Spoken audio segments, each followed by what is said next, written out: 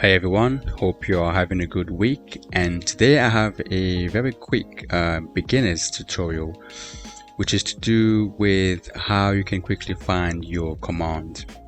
So let's say that you've jumped onto someone else's machine and you've opened up Cinema 4D and the layout is not what you've expected, and you now want to find your tools very quickly. You could go ahead and reorganize your layout and find all the tools. But what you can also do to find your commands quickly is press Shift and C, and that will bring up this command search. So you can search for anything you like. So let me search for the Axis Center. So I'm going to search for Axis Center, and there you go. I can just drag and drop it into my palette up here.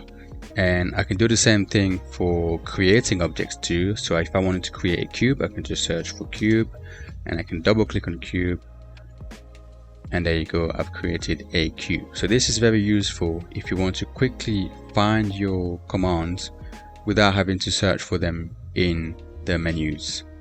So this is a very quick beginner's tutorial, and I hope you've found some usefulness in it, and I will see you in the next video.